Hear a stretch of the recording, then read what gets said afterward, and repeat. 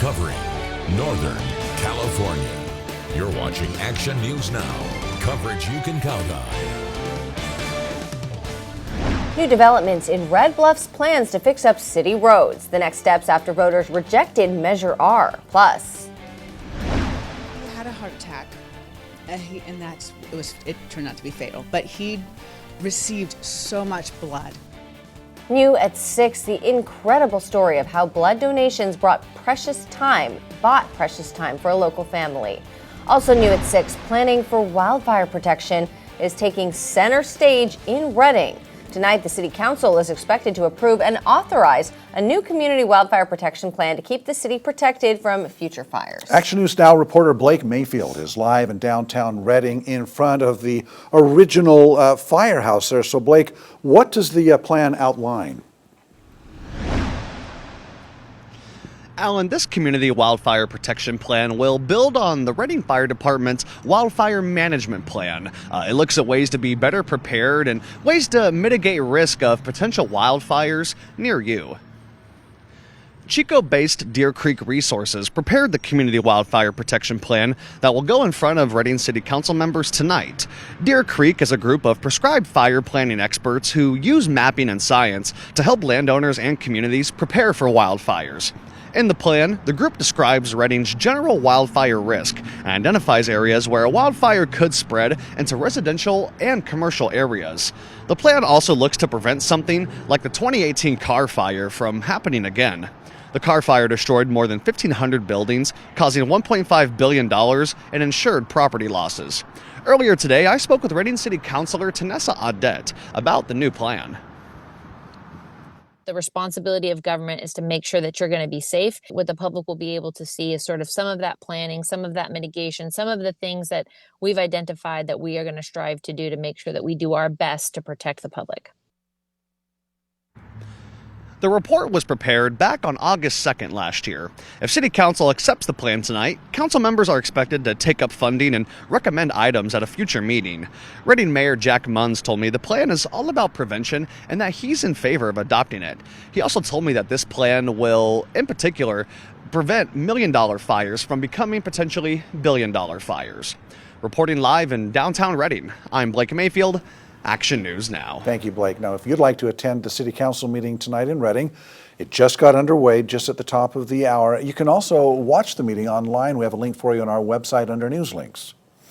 And the Redding City Council will hold its annual budget hearings later this week, and according to the mayor, Jack Munns, the city will have to deal with a projected $5 million deficit. The council is really weighing 3 different options here, including doing nothing and maintaining what they've been doing, reducing the budget through staff cuts, or increasing the city's sales tax by 1%. But City Councilor Tanessa Audette is proposing a 4th idea, a 1-year hiring freeze. We just have to be smart about the next year. So we're going to get that layout. Each department is looking to see what they can live without for the next year or two. And I'm looking forward, I'm sure the public is looking forward to figuring out what's the best way to get to the number that we need to be solvent. Mayor Munns says that while he'd certainly like the city to save money, he doesn't want to cut the police or fire department budgets. A ballot measure to increase the city's sales tax would need a 2/3 majority vote or a simple majority if enough signatures are gathered by a citizens group. Willows is making it easier to sell cannabis in the city. During its last meeting, the City Council there approved relaxing zoning requirements for its 2 cannabis retail dispensary license. The city says that the change will allow Willows to increase revenue, which will be used to bring back the police department, upgrade first responder equipment, and improve street and sidewalk safety. The new rules will take effect February 14th. New at 6, Corning police arrested a man they say had a knife and acted aggressively toward officers. Now, they say this happened Sunday at Heritage RV Park, and when officers arrived, the suspect, Matthew LeBlanc, hopped a fence and headed toward Valley Terrace Apartments. And officers say LeBlanc was combative and resisted arrest, forcing them to use tasers to take him into custody. He was booked into the Tehama County Jail on several charges. As far as we know, it's not the actor, Matthew LeBlanc. New at 6, Corning police are warning about a spike in car break-ins and vandalism in the area. They're urging you to take expensive items out of your car, lock your doors, and keep your windows up when you leave the car. If you have any information about any of the recent car break-ins, including home surveillance, that might help in the investigation, call Corning Police. New at 6. Take a look at this. Police say they found drugs and an illegal gun while conducting a compliance check at Daryl Clark's home in Anderson. They say that Clark is not allowed to own guns and has several drug-related convictions in the past. He was booked into the Shasta County Jail. Now, a live look from our Bloomer cams shows the last little traces of daylight out there over Lake Oroville. Let's check with Chief Meteorologist Howie Gordon. It looked rather dark out there already, didn't it? But the temperatures, are they kind of beginning to drop, Howie? Yeah, as soon as that sun goes down at this time of year, they do drop pretty rapidly. So when it's 68 in the day and all of a sudden it's 38 at night, yeah, that is a very chilly transition. Not too bad at the moment. In the valley, we're still holding on to some 50-degree weather, 50-degree temperatures. Up in the mountains, though, already dropping down into the 40s and the 30s. The biggest change in our weather, other than we are warming still, our winds really activated yesterday, but since then, really coming down from 30-plus mile-per-hour gusts to down to almost nothing in some spots. So the warnings have been lifted in Southern California, but you're still looking at 35, 40 mile-per-hour wind gusts. That still is very problematic when you're trying to fight fires. So those winds will start to get better, though, as we move through the week. But we'll talk about some potential changes in our weather coming up very soon. All right, thanks, Howie. Measure R failed in Red Bluff, so the city needs a Plan B to fix major road problems. Action News Now reporter Alejandro Mejia shows us what city leaders are considering at tonight's meeting. As thousands of vehicles drive on the streets like Main, Oak, and Washington every day in Red Bluff, the roads are starting to break down. Red Bluff City Manager Tom Westbrook says the city needs to look at options for how to pay for the needed improvements. I've lived in Red Bluff most of my life.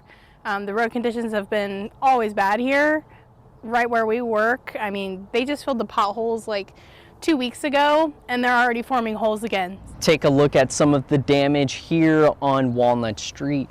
Westbrook says the city has to save funding for several years to afford improvement projects for roads like Walnut.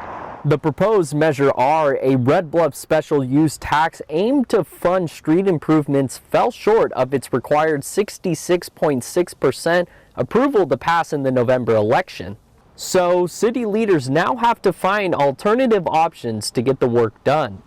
I think that there's a number of major primary collector streets that need to be improved. We would like to have some type of dedicated tax measure so that we can leverage the funds that we do get to some other funds that may be available through the state and federal government. The city could offer voters a parcel tax, a city general tax, and bond measures, to name a few ways. But no matter what tax proposal the city chooses, it will be up to voters to decide if it actually happens. Red Bluff City Council could also wait to put a measure or bond out during the 2026 election cycle or the request of a special election to get money coming in sooner. But a special election could cost the city upwards of $30,000. To actually see something being done instead of being talked about would be great. And then when you do have an accident with your car or something, you know that there's something that is going to prevent it from happening again because you can see our tax dollars at work. So I'm encouraged that we're going to be able to do something for our residents in the next few years. Reporting in Red Bluff, Alejandro Mejia, Action News Now.